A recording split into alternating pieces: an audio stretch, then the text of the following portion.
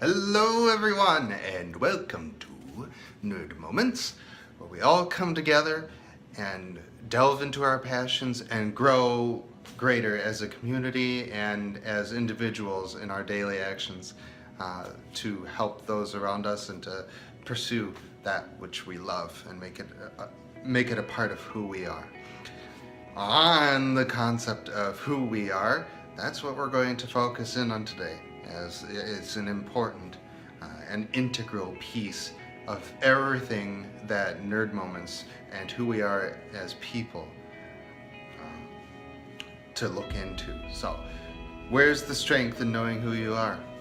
Well, I would submit that the first place that we typically go as people is past experiences. Those things that we've gone through that have led us to where we are now, that help define who we are, and really layering out what those pieces are for ourselves and for those around us. One of the classic examples is Disney's The Lion King, which I'm sure many of you are familiar with, where Simba has to go through this process of dealing with the past and finding this medium where he can fulfill rather than cast himself down from the greatness of his father Mufasa, especially in the turning point of the movie, to realize that he is not his father, but he is very much capable of doing things greatly for the Pride Lands. And that's the same for you and me. There are key people in our lives that impact us deeply. There are key events that we experience, and we can decide to either let those experiences turn us down, away, or towards the direction that we want to go. What that looks like is different for each of us, and I would love to connect with you all and see what that means for each of you. That's the first step. So once you have solidified those past experiences for yourself, then we need to process what that means right here, right now, for ourselves going forward. One of my favorite examples, this one's going to go a little bit more nerdy than maybe some of you are prepared for. I don't know. It depends on if you love Star Wars. And that is the story of Jedi or Darth Revan, all depending on the timetable that you're looking at in the Star Wars realm. Most of you would, if you do follow Star Wars, that's from the time of the Old Republic, which there were a series of games and books that came out with that over the last several years, and I absolutely love this stuff. Sorry, just bear with me. I do my best to not have everyone glaze over. With Revan, as my favorite example, he was a Force user that had seen both the light and dark side of the Force in his lifetime, and a big part of that was it took place when he was going through, at one point being a Sith Lord and then a Jedi, and redefining who he was as himself, as a leader of the galaxy, as someone who saved the galaxy, but also had done both horrible and wonderful things for the galaxy. And there's a key moment actually in one of the books regarding Revan, and that's this one right here by Karpyshyn. I'll put a link for that down below in the description. There's a key moment where Revan is finally coming to a point to face the Sith Emperor, who had submitted his mind against who he was to do horrible things within the galaxy of Star Wars, completely warped him. But there's this key moment where he finds his mask, which was a big symbol of his identity. He had been floundering in the confidence of himself because he was no longer within the Jedi Order, but he still knew that something had to happen. When he received this mask that was his during all of these different times, It was a re-fulfillment of his calling.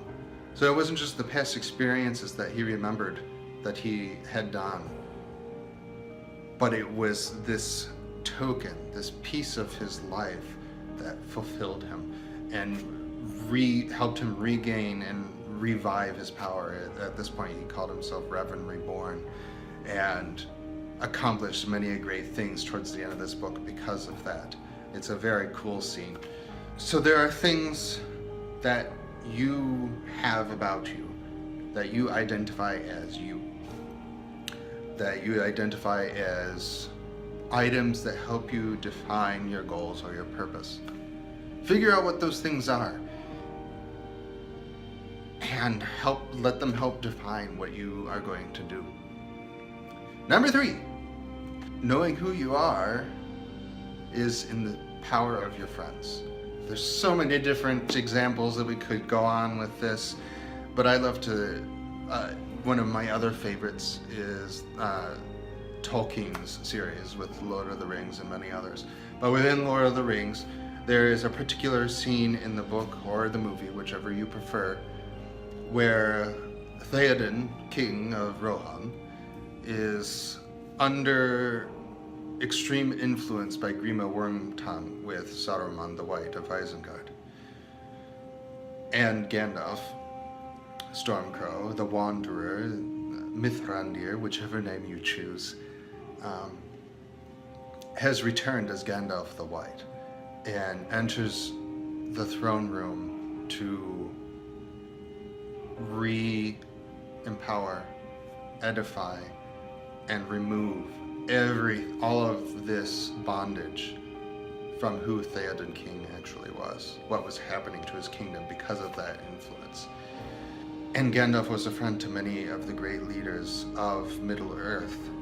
If it were not for that experience, if it were not having something greater there in that power of those connections that were built before, Theoden would have been lost. So it is key to have those friendships there that will always be there to build you up. Surround yourself with people that are going to support you in the things that you love, in the things that you intend to do. There's a phrase that I grew up hearing all of the time: show me your friends and I'll show you your future. I would rather surround myself with positive-minded, growth mindset people who are going places in life or who have similar interests, past experiences, things that they identify with me, to build myself up, so that when those moments come where we have our own version of Grima or Saruman influencing us or attempting to influence us, we have those people there to back us up and say, no, this is who you are. I know who you are. You can do this, break through this, and become so much greater. Number 4, final piece. Sorry, I count weird, I know. I don't do the index finger thing. Anywho.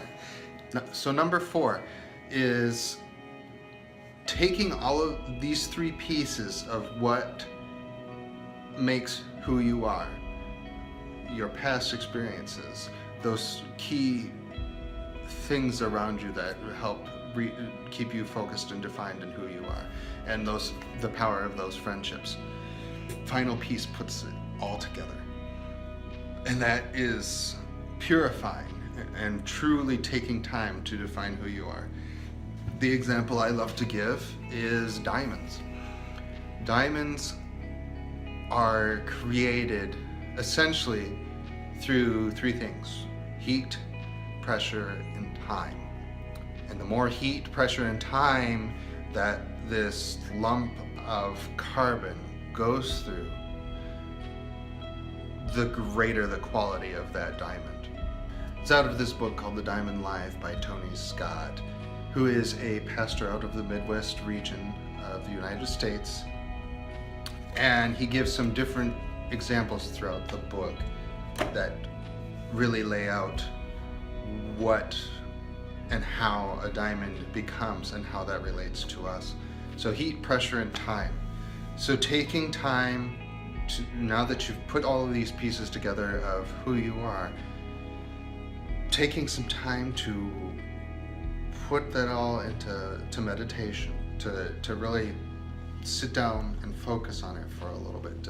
Meditation quite literally translates to chew, to take time to work through it.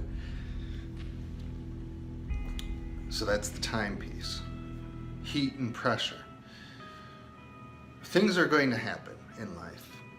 How true do you stay to yourself through those things? The heat and the pressure, the things that are going to really work on your rough edges of who you are. And are you sticking to the prize, sticking to the goal, sticking to those resources that are going to help you stay focused on who you are and what you are meant to do in life?